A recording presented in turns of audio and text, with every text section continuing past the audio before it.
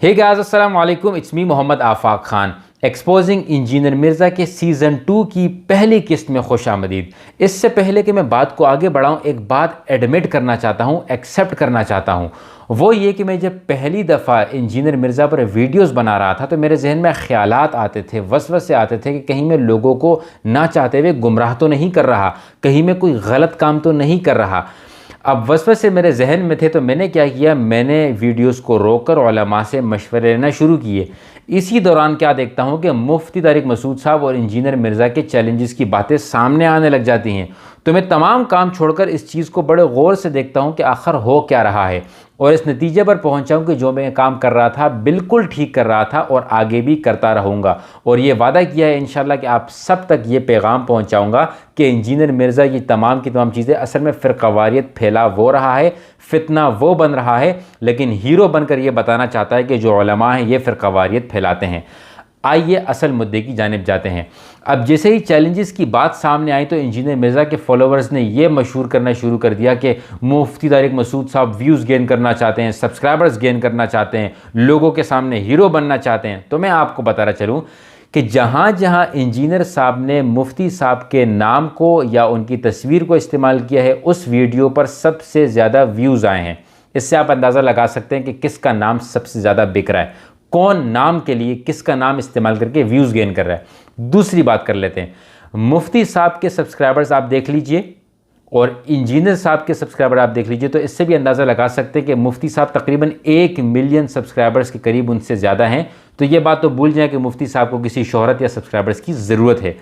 अब एक और इम्पॉर्टेंट बात, जो लोग ये कहते हैं कि हमारे उलमा मतलब ये मुफ्ती साहब वगैरह जो है फ़िरक़ावारियत फैला रहे हैं, आप मुफ्ती तारिक मसूद साहब के यूट्यूब चैनल पर जाएं, स्क्रॉल करें तो ऐसा लगेगा कि बाकायदा एक इल्मी चैनल है, इस्लाम की बातें हो रही हैं, लोगों को अवेयरनेस फैलाई जा रही है, असल मसाइल पर बात हो रही है जो आवाम जानना चाहते हैं, जिससे आवाम डाइवर्ट नहीं होती, जिससे आवाम गुमराह नहीं होती, बल्कि जिससे आवाम राह रास्त पर आती है, वो मसाइल की बातें हो रही है। जबकि इंजीनियर साहब के चैनल पर जाएं तो ऐसा लगता है फ़िरक़ावारियत तो शुरू ही यहीं से हुई है, फ़िरक़ावारियत की आग यहीं से भड़काई जा रही है। मसाइल को निकाल कर अजीब अंदाज में पेश करके बताया जा रहा है कि मैं फ़िरक़ावारियत के ख़िलाफ़ लड़ रहा हूँ। ये इंजीनियर साहब जो है वो क्रिकेट खेलना चाहते हैं, लेकिन सिर्फ बैटिंग करना चाहते हैं, लोग दूसरों को बैटिंग करने का मौका नहीं देना चाहते। ये बात भी मैं सबूत के साथ बताऊंगा कि क्यों दूसरों को बैटिंग करने का मौका नहीं देना चाहते। अब ये बातें तो क्लियर हो गई कि कौन व्यूज़ चाह रहा है, कौन फेम चाह रहा है और कौन फ़िरक़ावारियत फैला रहा है। अब असल मुद्दे की जानिब आते हैं। होता क्या है कि मुफ्ती साहब ये कहते हैं कि ठीक है जी, मैं जहलम आऊँगा और जो चैलेंजेस होंगे इस पर हम बात करेंगे। इंजीनियर साहब जज्बात में आकर ये क्लिप अपलोड करते हैं, आप भी मुलाहिज़ा कर लीजिए। आपने खुद कहा कि मैं आना चाहता हूँ जेलम। जनाब, हम आपको वेलकम करते हैं, यहाँ पे आप तशरीफ़ लाएं और मेहरबानी करके मुफ्ती तकी उस्मानी साहब हाफिज़हुल्लाह ताला से टाइम लें, उनको साथ लेकर आएँ, क्योंकि मैं उनकी पर्सनली इज्जत करता हूँ। जैसे मेरा दिल कर रहा है मैं एक बात करूँ कि टाइम आपके पास क़यामत तक के लिए, आप कभी भी इधर नहीं आएंगे, आपका कोई बड़ा इधर नहीं आएगा, वो अपनी अवाम के सामने इन अकीदों को कभी डिफेंड कर ही नहीं सकते। अब आपने देखा कि इंजीनियर साहब ने जूव करके ट्रेलर अपलोड कर दिया कि आए जी आप जहलम, एक काम करें मुफ्ती तकी उस्मानी साहब को भी ले आएँ। मुफ्ती तकी उस्मानी साहब के बारे में अगर आपने जानना हो ना, उसके लिए मैं अगर एक अलग वीडियो बनाऊंगा, उन्होंने दीन की कितनी खिदमत की है, ना सिर्फ पाकिस्तान में बल्कि पूरी दुनिया में। ये उसके सलाम के भी काबिल नहीं, और ये कह रहे हैं कि उनको भी ले आएँ।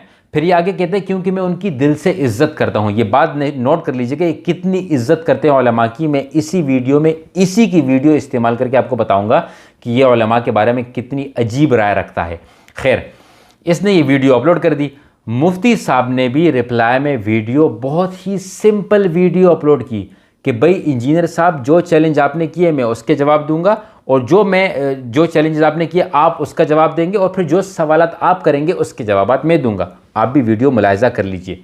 मैं इस बारे में ये मेरा लास्ट क्लिप है, और इसके बाद अब अगर मैं जहलम नहीं किया तो मैं जिम्मेदार नहीं हूँगा, इसका जिम्मेदार अली मिर्ज़ा है, जो मुझे अब इन बातों पर बात करने के लिए तैयार नहीं है। अब इंजीनियर अली मिर्ज़ा साहब को अगर वो ये जवाब देते हैं कि ठीक है, जो चैलेंजेस मैंने किए हैं मैं उन पर बात करूँगा, और मुफ्ती साहब अल मुहन्नद अल मुफन्नद पे जो मैं सवाल करूँगा उसका जवाब देंगे, तो ये क्लिप जिस दिन इंजीनियर साहब का अपलोड हो गया, टू द पॉइंट बात हो, उसमें ईरान तुरान ना हो, आधे घंटे का क्लिप नहीं चाहिए, मैं 5 मिनट की बात चाहिए।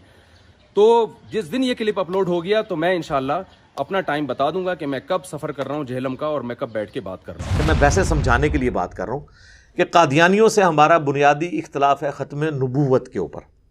ایک قادیانی آ کے مجھے کہے کہ مجھ سے رفع الیدین پہ بات کرو، کیونکہ قادیانی تو رفع الیدین نہیں کرتے.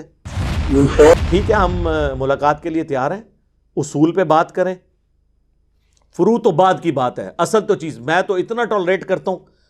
جب میں آپ لوگوں کے پیچھے نماز پڑھتا ہوں تو رفع الیدین کا مسئلہ تو ویسے ہی ختم ہو گیا اس حوالے سے کہ میں بغیر رفع الیدین والے کے پیچھے رفع الیدین کے ساتھ نماز پڑھنا، اپنی نماز میری ہوتی ہے تو تبھی میں پڑھتا ہوں نا. اب آپ نے ویڈیو دیکھ لی دوستو، یہ ویڈیو کہیں سے ایڈیٹڈ یا کٹ نہیں تھی. مفتی صاحب کا سوال کچھ اور تھا، اس شخص کا جواب بالکل ہی الگ تھا. لیکن اب عوام اتنی بیوقوف نہیں.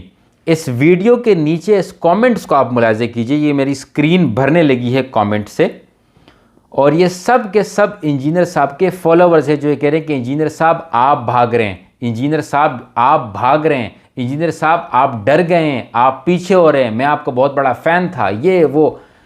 اس سے آپ اندازہ لگا لیجئے کہ جب انجینئر صاحب کے چاہنے والے جن کے بارے میں یہ تاثر پایا جاتا ہے کہ بھئی وہ کسی اور کو سننا نہیں چاہتے، ان کو بھی یہ احساس ہو گیا کہ انجینئر صاحب یہاں پر غلط کر رہے ہیں اور اصل میں ابھی ڈیبیٹ سے بھاگ رہے ہیں، کیونکہ مفتی صاحب تو ہو گئے ہیں سیریس.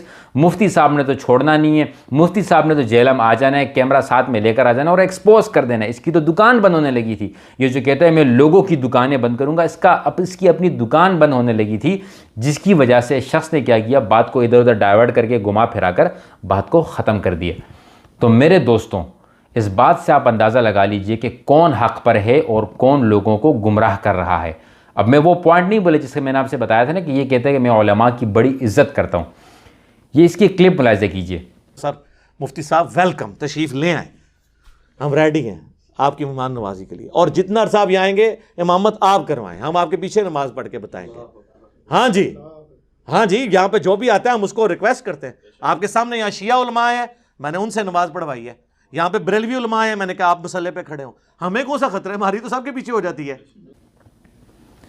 اب آپ نے یہ کلپ دیکھ لی نا کہ یہ کہتے ہیں بھئی میری تو ہر کسی کے پیچھے نماز ہوتی ہے، میں تو ہر انسان کے پیچھے نماز پڑھ سکتا ہوں.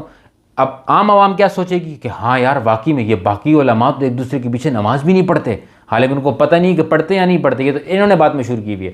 خیر، یہ تو ہر بندے کے پیچھے نماز پڑھ لیتے ہیں. اب آگے اس کی منافقت ملاحظہ کیجئے.